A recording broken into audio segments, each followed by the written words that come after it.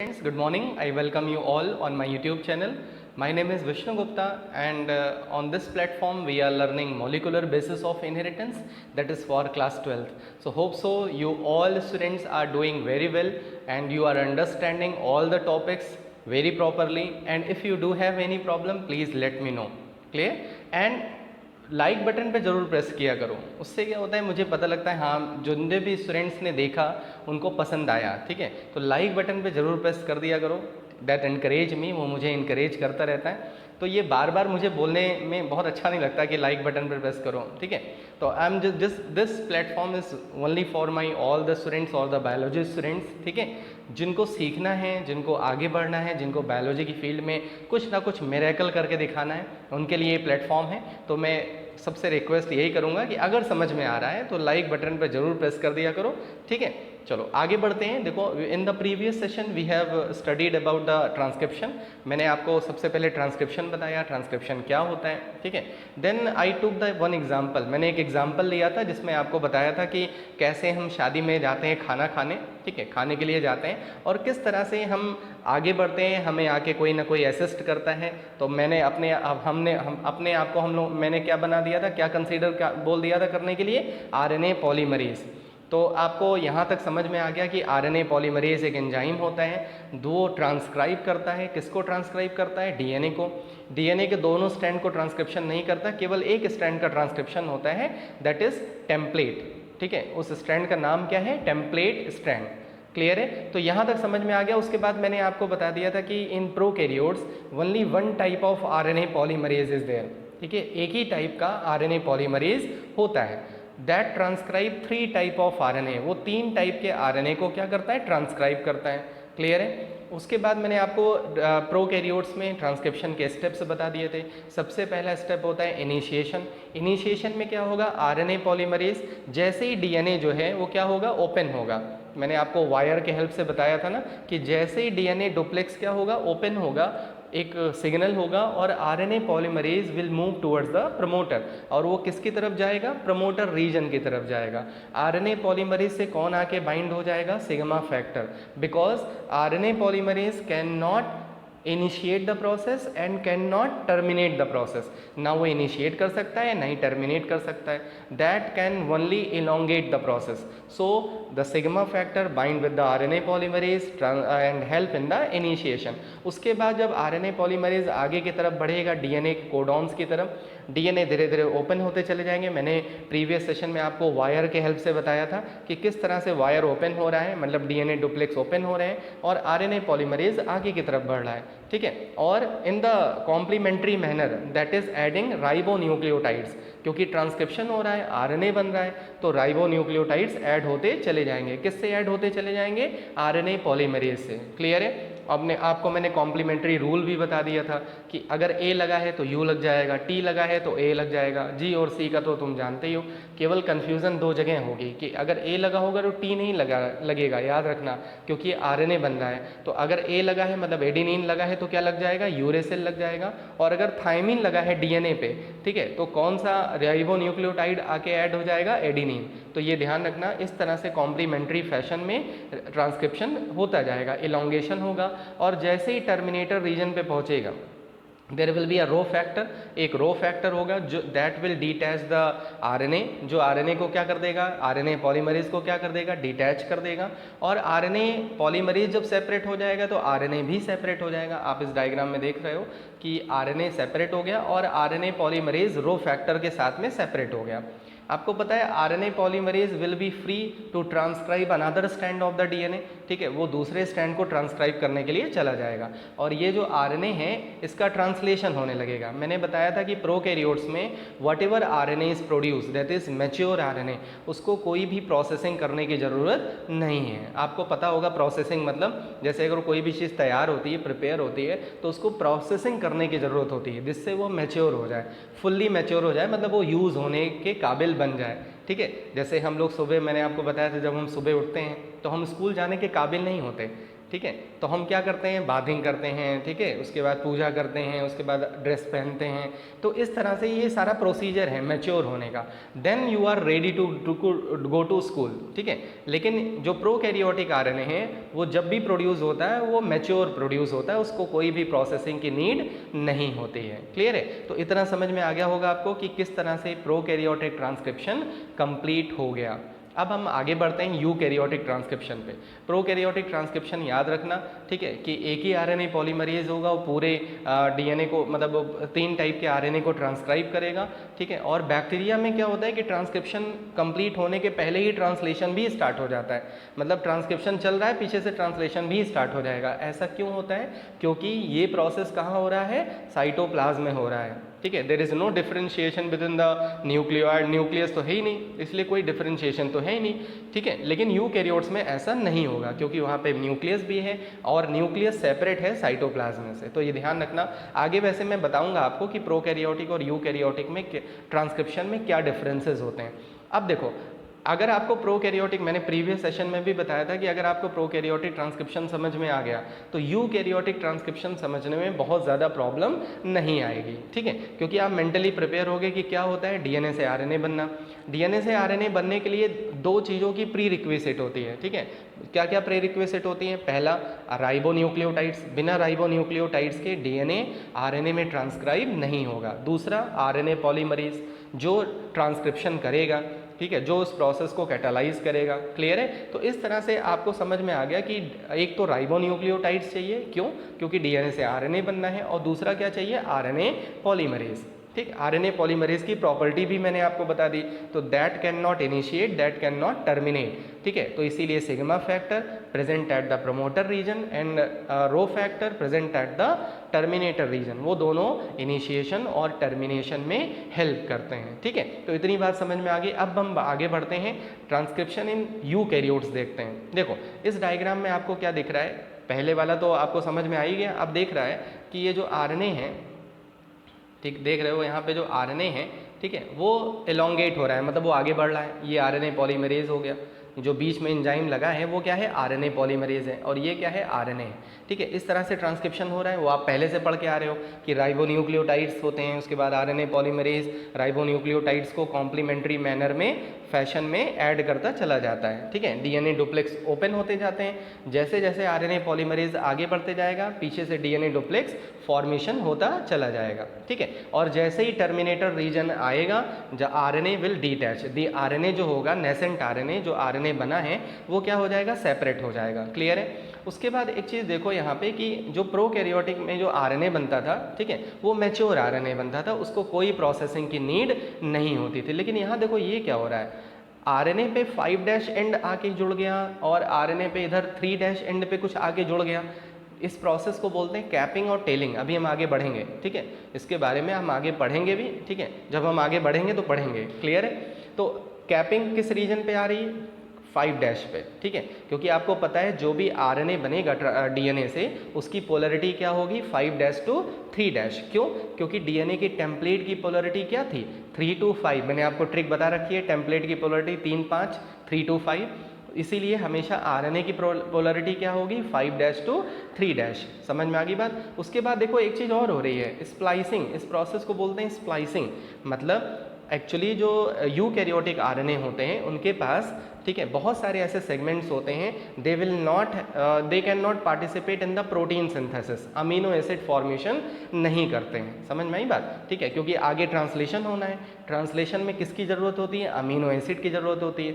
Amino acid का जो formation है, ठीक है, वो कुछ ही सेगमेंट्स करते हैं एचएनआरएनए पे। जैसे मैंने अभी बताया ना कि आपको प्रोसेसिंग की ज़रूरत होती है, जब आप प्रोड्यूस होते हो तो आप प्रोसेसिंग की ज़रूरत होती है, ठीक है। जैसे गेहूँ, मम्मी लोग जब गेहूँ साफ़ करती हैं तो उसमें जितने भी ख़राब चीज़ें होती हैं उसको निकाल देती हैं, यही तो करती हैं। चावल साफ़ करती हैं तो ख़राब चीज़ें निकाल देती हैं। एकदम सेम यहाँ पे भी हो रहा है, जिस चीज़ की नीड नहीं है उसको अलग हटा दो, यही तो होता है, ठीक है। तो यहाँ पे क्या हो रहा है कि कुछ ऐसे सेगमेंट्स होते हैं आरएनए पे, they don't code for the amino acid, जो अमीनो एसिड के लिए कोई कोडॉन नहीं रखते, तो उनको क्या कर दिया जाता है? उनको रिमूव कर दिया जाता है। बात समझ में आई? जब उनको रिमूव कर देंगे तो बचेगा क्या? केवल वही सेगमेंट बचेगा जो क्या बना सकता है? अमीनो एसिड बना सकता है। ठीक है, तो ये 2 स्टेप एक्स्ट्रा होते हैं यूकैरियोटिक आरएनए ट्रांसक्रिप्शन में। अभी तक आपने प्रोकैरियोटिक ट्रांसक्रिप्शन में यहाँ तक तो पढ़ा है कि किस तरह से आरएनए पॉलीमरेज आता है, बाइंड होता है सिग्मा फैक्टर से प्रमोटर रीजन पे, ट्रांसक्रिप्शन करता है, आरएनए बनाता है। लेकिन जब यूकैरियोट में जब आरएनए बनता है तो 2 प्रोसेस और होते हैं। एक होता है कैपिंग टेलिंग। ठीक है, कैपिंग टेलिंग का मतलब क्या हो गया कि जैसे आप अपने हेड को बचाने के लिए क्या लगा लेते हो? कैप लगा लेते हो। अपने फीट को बचाने के लिए, फुट को बचाने के लिए चप्पल पहन लेते हो, शूज़ पहन लेते हो। तो ये क्या हो रहा है? आप अपने आप को बचा रहे हो। ऐसे ही एमआरएनए अपने आप को प्रोटेक्ट करने के लिए 2 केमिकल, एक 5' एंड पे और एक 3' एंड पे आके जुड़ जाता है जो उसको प्रोटेक्ट करता है। तो इसी प्रोसेस को बोलते हैं कैपिंग और टेलिंग। उसके बाद स्प्लाइसिंग में, स्प्लाइसिंग मतलब कोई चीज़ रिमूवल। किसका रिमूवल हो रहा है? जिसकी ज़रूरत नहीं है। किसकी ज़रूरत नहीं है? जो अमीनो एसिड के लिए कोडॉन नहीं है, जो अमीनो एसिड में पार्टिसिपेशन नहीं कर सकते, उनकी नीड नहीं है, और उनको क्या कर देगा? रिमूव कर देगा। इतनी बात समझ में आ गई? ठीक है, घबराओ नहीं, मैंने आपको केवल एक इंट्रोडक्शन इस डायग्राम से दिया है कि इस डायग्राम में और प्रोकैरियोटिक ट्रांसक्रिप्शन में आपको क्या डिफरेंस ऑब्जर्व कर रहे हो आप, ये इंपॉर्टेंट है। ठीक है, क्योंकि अगर आपको ये नहीं पता कि यूकैरियोटिक ट्रांसक्रिप्शन भी वैसे ही है, प्रोकैरियोटिक ट्रांसक्रिप्शन वैसे भी है, तो हम अलग अलग क्यों पढ़ रहे हैं? क्योंकि यूकैरियोटिक ट्रांसक्रिप्शन कॉम्प्लेक्स प्रोसेस होता है। समझ में आ गई बात? ठीक है, अब बढ़ते हैं आगे, एक एक स्टेप देखते हैं। देखो, mechanism of transcription in eukaryotes. ठीक है, हम किस में पढ़ने जा रहे हैं? यूकैरियोट्स में पढ़ने जा रहे हैं। बहुत ध्यान से समझो, बहुत इजी है। पहला स्टेप देखो क्या है?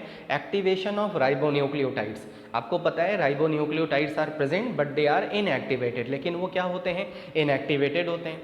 तो there are 4 type of inactivated ribonucleotides: adenosine monophosphate, guanosine monophosphate, ठीक है, उसके बाद यूरेसिल मोनोफॉस्फेट, साइटोसिन मोनोफॉस्फेट। तो इस तरह से 4 मोनोफॉस्फेट्स होते हैं, मतलब अभी ये एक्टिवेट नहीं है। फिर इनको एटीपी मिल जाता है, देख सकते हो, दे अकर फ्रीली इन द न्यूक्लियोप्लाज्म। कहाँ प्रेजेंट होंगे? न्यूक्लियोप्लाज्म में प्रेजेंट होंगे। क्यों? क्योंकि ट्रांसक्रिप्शन कहाँ हो रहा है?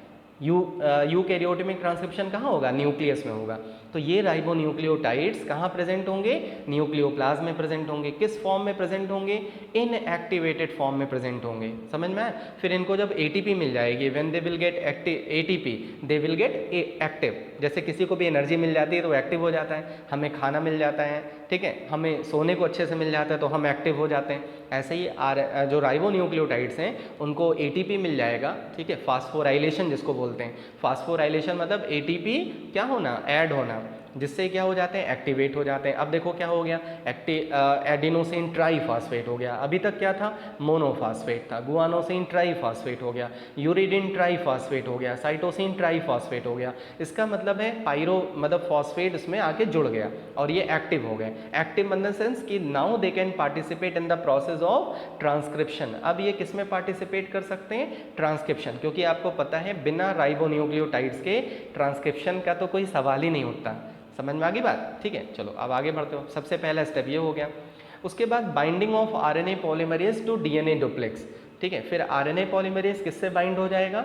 डीएनए डुप्लेक्स से बाइंड हो जाएगा। कैसे बाइंड होगा? डीएनए खुद ओपन होने लगता है और आरएनए पॉलीमरेज तो न्यूक्लियोप्लाज्म में घूमता ही रहता है। ठीक है, जैसे हम जाते हैं शादी में, यार डोंगे कब खुलेंगे, खाना कब स्टार्ट होगा, यही तो सोचते रहते हैं। जैसे ही सिग्नल मिलता है, कोई आके हमें बताता है चलो भाई खाना स्टार्ट हो गया, हम स्टार्ट कर देते हैं। एकदम वही हाल है यहाँ पे। ठीक है, तो मैंने आपको बताया था कि शादी में खाने जो मतलब प्रोसीजर है वो एकदम ट्रांसक्रिप्शन से मिलता जुलता है। तो कभी आप भूलो, कभी भी कंफ्यूज हो तो बस शादी में सब लोग गए हैं तो पक्का है, ठीक है, और सब ने खाना खाया होगा इसी तरह जिस तरह से मैं बता रहा हूँ, तो कभी कोई भूलेगा नहीं। तो binding of RNA polymerase to DNA duplex, the RNA polymerase enzyme binds to specific site. वो साइट कौन सी होगी?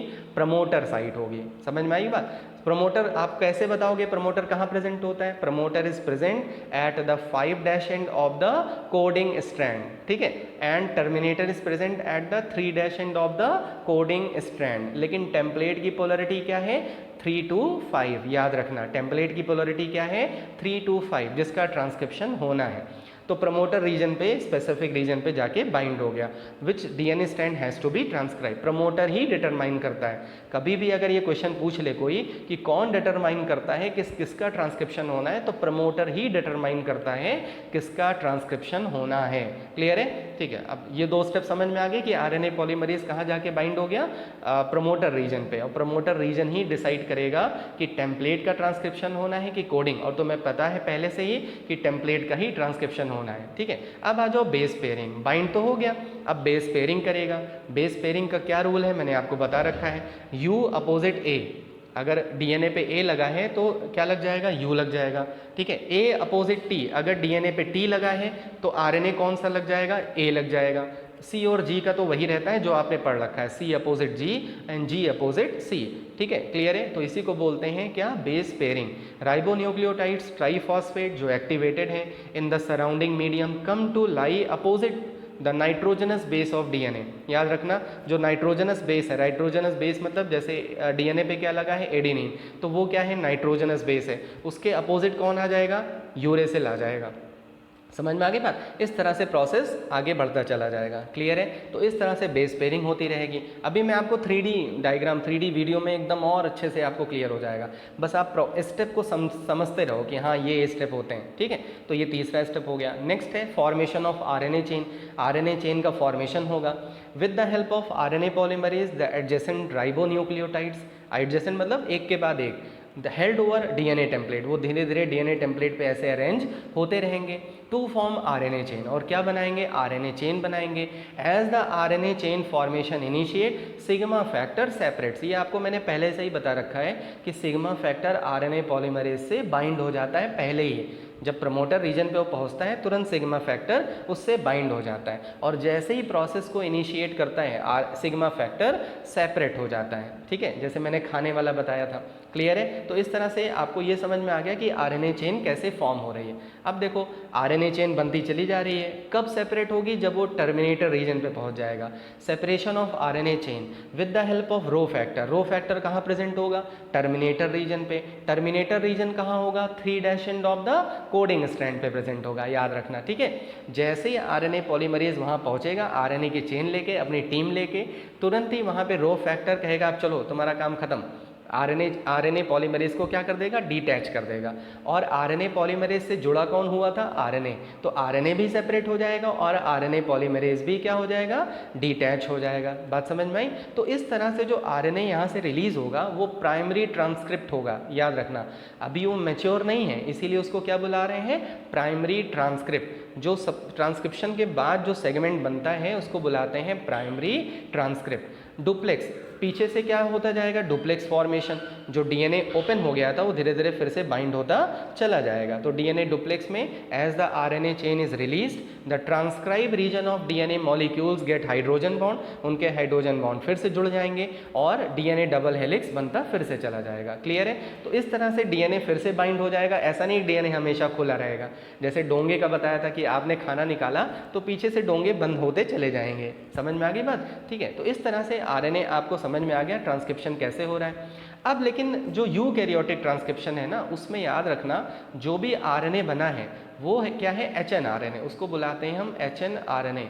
एचएनआरएनए का फुल फॉर्म होता है हेट्रोजीनियस न्यूक्लियर आरएनए। एचएनआरएनए का फुल फॉर्म क्या है, हेट्रोजीनियस न्यूक्लियस आरएनए। ठीक है, तो यूकैरियोटिक ट्रांसक्रिप्शन में सबसे पहले एमआरएनए नहीं बनता, सबसे पहले कौन सा आरएनए बनता है, hnRNA. HnRNA undergo post transcriptional processing. नाम पे ध्यान दो, पोस्ट मतलब बाद में, ट्रांसक्रिप्शनल प्रोसेसिंग, उसमें कुछ प्रोसेसिंग होती है। जैसे आपने सुना होगा फूड प्रोसेसिंग होती है, आप अगर जब खाना बनाते हो तो उसको गर्म करते हो तो वो क्या है, प्रोसेसिंग में आना। समझ में आ गई बात? इस तरह से प्रोसेसिंग मतलब समझते होगे। जैसे मैंने स्कूल जाने वाला एग्जांपल बताया कि आप मैच्योर होते हो, मतलब आप क्या करते हो, अपने आप को रेडी करते हो, अपने आप को तैयार करते हो। क्लियर है? जैसे मम्मी गेहूं साफ़ करती हैं तो गेहूं में से जितनी भी खराब चीज़ें होती हैं वो निकाल देती हैं, सब्जी काटती हैं तो सब्जी में खराब चीज़ें होती हैं उसको निकाल देती हैं, जिसको कोई काम नहीं है। समझ में आ गई बात? ऐसे ही जो यूकैरियोटिक ट्रांसक्रिप्शन होता है उसमें जो भी आरएनए प्रोड्यूस होता है that is hnRNA.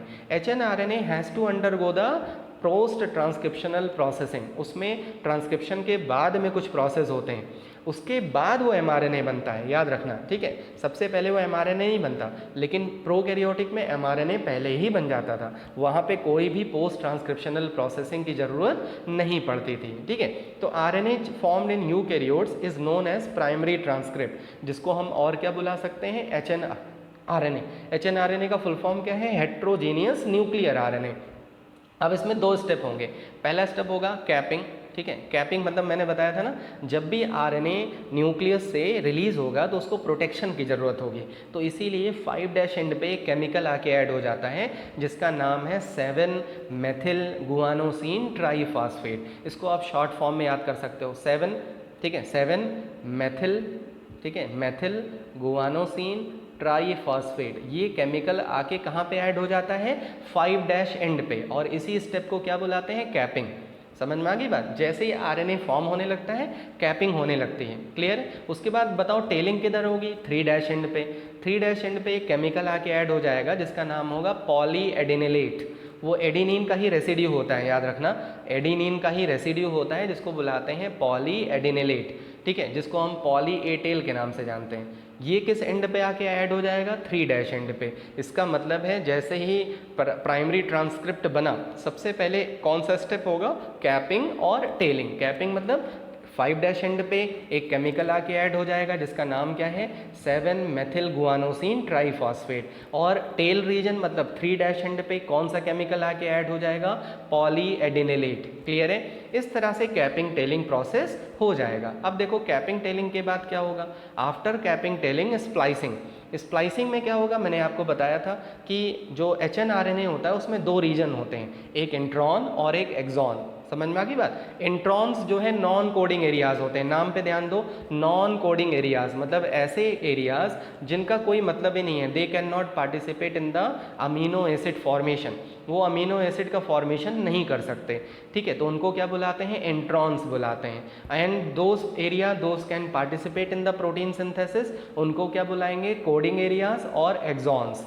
Non coding areas introns, coding areas exon. अब खुद से बताओ कि ट्रांसलेशन में किस RNA की ज़रूरत होगी, कोडिंग एरियाज की नीड होगी कि नॉन कोडिंग एरियाज की होगी, बताओ ज़रा।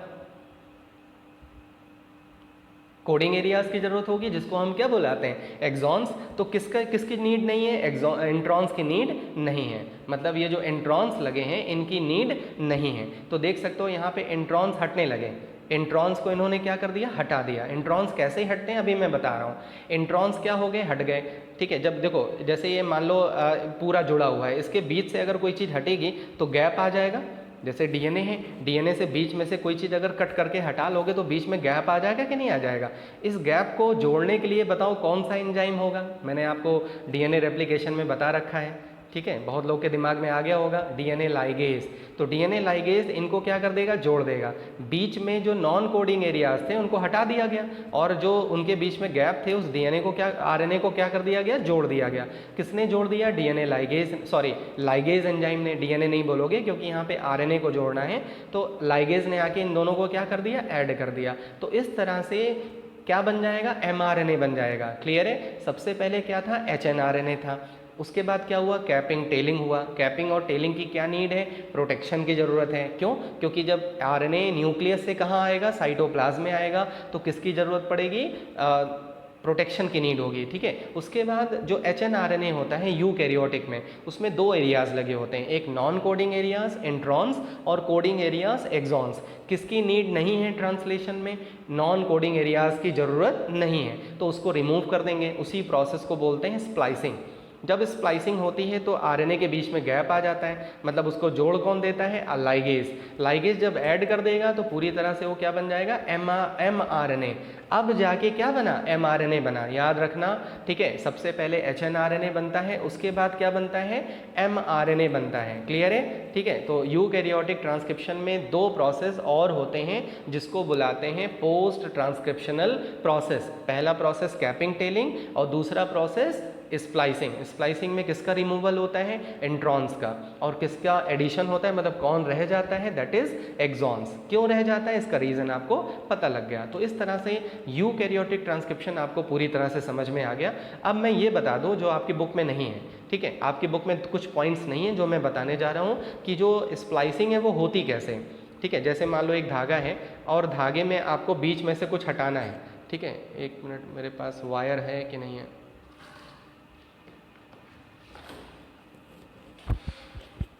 मिल गया। ठीक है, ये देखो, जैसे इसमें में से कुछ हटाना है तो ये अगर है तो उसको ऐसे इस तरह से होगा।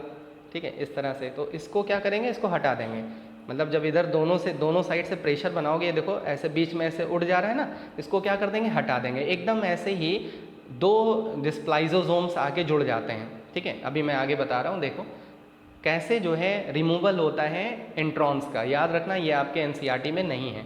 Of a pair of small nucleo ribo nucleotide protein. ठीक है, ये भी एक टाइप का आरएनए होता है, याद रखना। SNRNPs।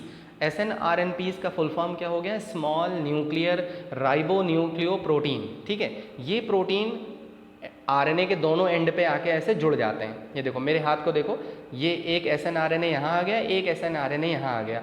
इसी कॉम्प्लेक्स को बोलते हैं स्प्लीजियोसोम। इसी कॉम्प्लेक्स को क्या बुलाते हैं, स्प्लीजियोसोम।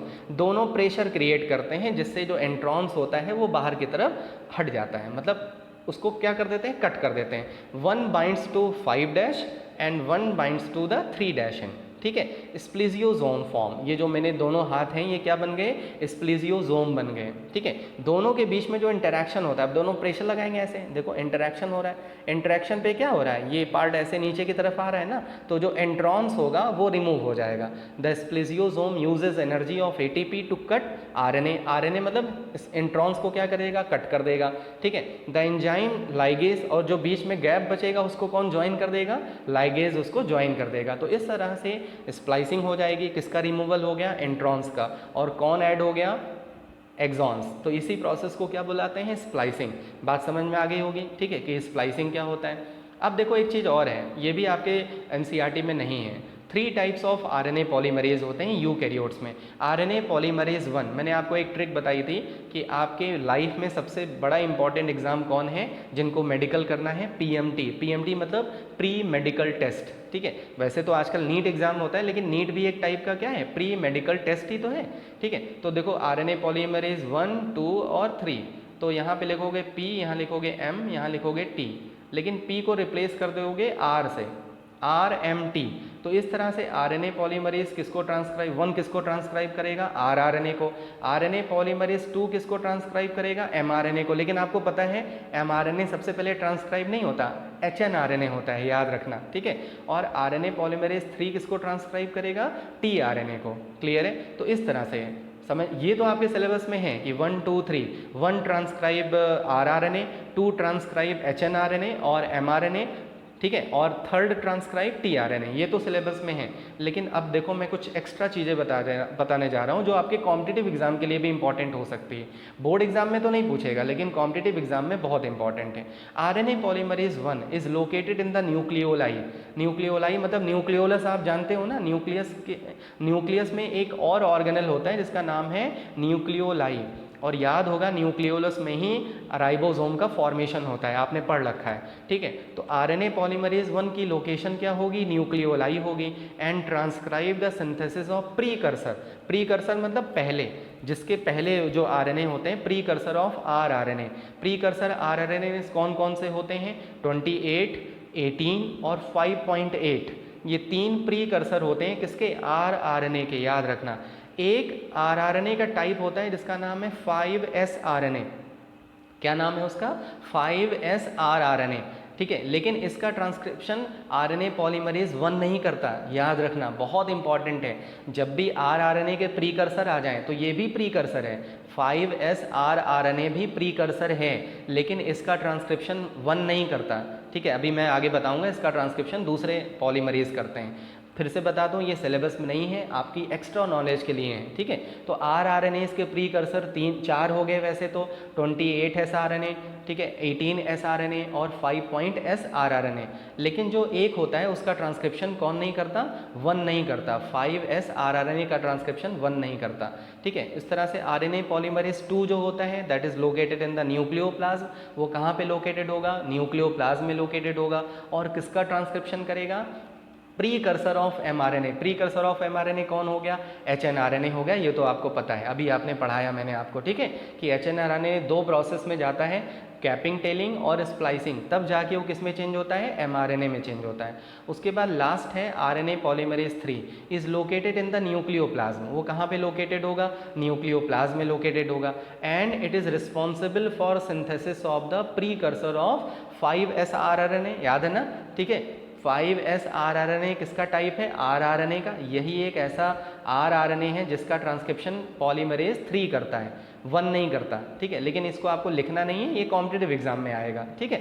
उसके बाद tRNA का सिंथेसिस करेगा और snRNA का सिंथेसिस करेगा, यही snRNA है जो स्प्लिजियोसोम बनाता है, याद रखना, ठीक है, यही snRNA है जो प्रोटीन बनाता है, स्प्लिजियोसोम बनाता है। तो इस तरह से मैंने आपको कुछ एक्स्ट्रा चीज़ें भी बता दी कि RNA पॉलीमरेज 1, 2 और 3, वैसे तो जो सिलेबस में है RMT, RNA polymerase 1, RNA polymerase 2 और RNA पॉलीमरेज 3, लेकिन मैंने आपको अब प्रीकर्सर भी बता दिया। तो इस तरह से ट्रांसक्रिप्शन पूरी तरह से कंप्लीट हो गया। प्रोकैरियोटिक ट्रांसक्रिप्शन कैसे होता है, यूकैरियोटिक ट्रांसक्रिप्शन कैसे होता है, दोनों के बीच में अब आप डिफरेंस बहुत अच्छे से बता सकते हो, ठीक है। अब देखो कुछ कन्फ्यूज़न होती है, इसीलिए मैं आपको 3D टूर पे लेके चल रहा हूँ। 3D में आपको पूरा ट्रांसक्रिप्शन प्रोसेस एक बार और एक्सप्लेन कर दूँ, जिससे आपको एकदम क्लियर हो जाए कि यस, ट्रांसक्रिप्शन में हमें कोई प्रॉब्लम अब नहीं है, ठीक है। तो वेट करिए, सब लोग तैयार हो जाइए, सब लोग तैयार है, रेडी है ना 3D टूर पे जाने के लिए? चलो चलते हैं 3D टूर पे।